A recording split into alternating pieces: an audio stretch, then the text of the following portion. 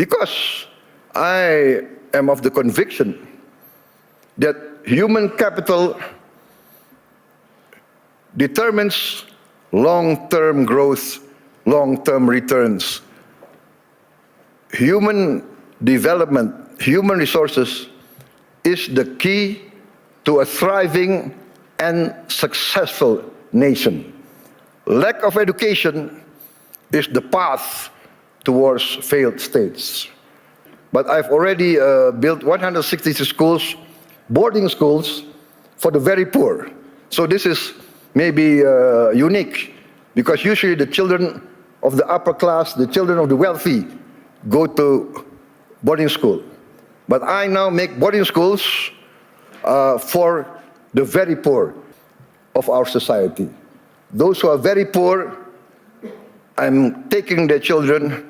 I want to cut the chain of poverty.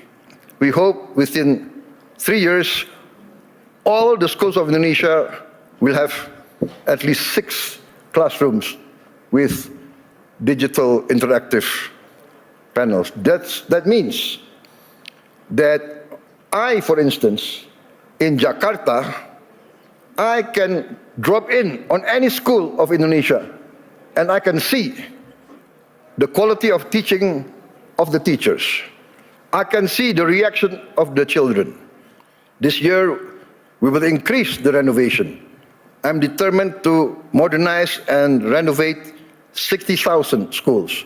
We get messages, Mr. President, in the entire history of this village, we have never felt that the central government knows about us.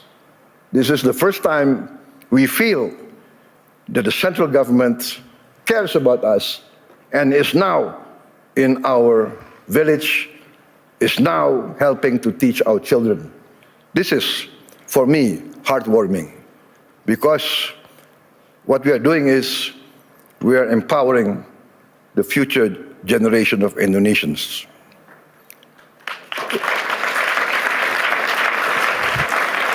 Lack of education is the path towards failed states. No country can hope to be stable and prosper if its people are illiterate, if its people are not able to keep up with modern science and technology. Next year, in this coming year, 2026, we will add another 1 million of these interactive smart panels, so that every school will have at least 3 to 4 classrooms with these panels. We hope within 3 years, all the schools of Indonesia will have at least 6 classrooms with digital interactive panels. That means that I, for instance, in Jakarta, I can drop in on any school of Indonesia and I can see the quality of teaching of the teachers. I can see the reaction of the children. I mentioned that I am convinced that our growth, the growth of our economy will be significantly surprising to many in the world. And I'm confident that this year, our growth will be higher. International institutions did not praise us because of unfounded optimism. They did so because of evidence. They recognize that Indonesia's economy is resilient. So we in Indonesia have and will always continue to choose unity over fragmentation, friendship and collaboration over confrontation, and always friendship over enmity. Our credibility, hard-earned over many years, has been protected. But if you want to take something from my talk today, maybe it should be this. Indonesia chooses peace over chaos. We want to be a friend to all, an enemy to none. 1,000 friends too few for us, one enemy too many. We want to be a good neighbor, a good, responsible citizen of the world, protecting the environment, protecting nature. We must not destroy nature. We must live with nature. We must maintain and be a part of a future full of hope. Hope grounded in credibility, execution of sound public policy, and continuous record of growth with equity. Let us build the world we want to live in together.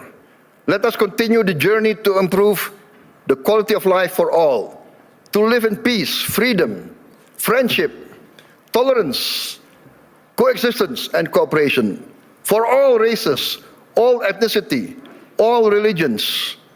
The IMF recently described Indonesia as, I quote, a global bright spot with strong economic growth amid a challenging external environment. They did so because of evidence. They recognized that Indonesia's economy is resilient.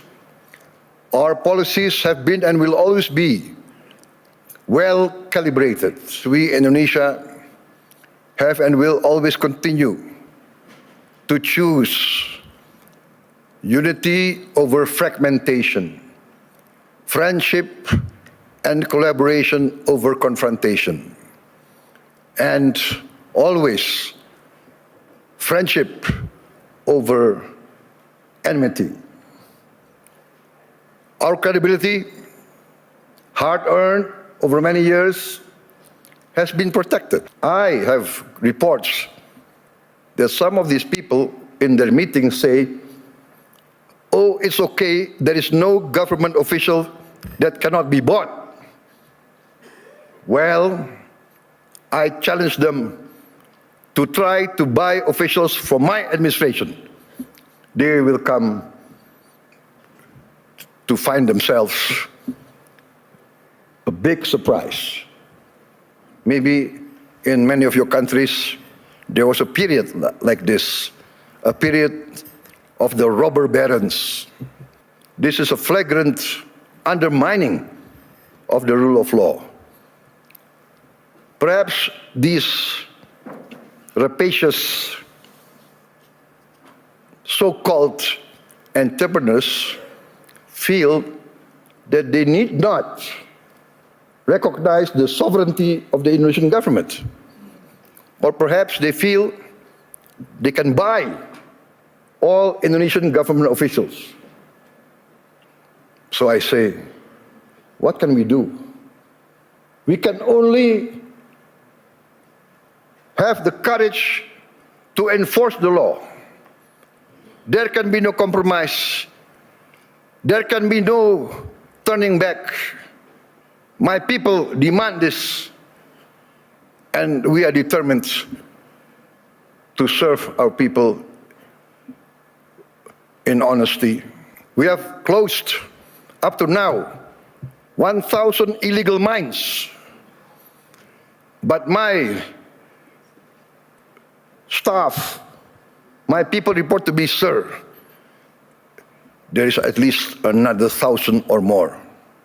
Combined with the 4 million hectares of illegal plantations already confiscated, we have, in fact, enacted the boldest, the most daring forest law enforcement effort in the history of Indonesia.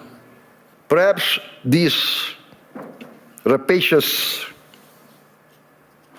so-called entrepreneurs feel that they need not recognize the sovereignty of the Indonesian government. Or perhaps they feel they can buy all Indonesian government officials. Well, I challenge them to try to buy officials from my administration. They will come to find themselves a big surprise. We can only have the courage to enforce the law. There can be no compromise. There can be no turning back. With Danantara, I can stand here in front of you as an equal partner. We will co-invest and grow with you. Danantara is established to finance and co-finance the industries of the future. We are determined to industrialize our country in a significant way. We want the best brains and the best minds in the world. This is, in fact, how we run Indonesia now. From our social programs to our efforts to downstream our natural resources, to our efforts to reach self-sufficiency in food and energy.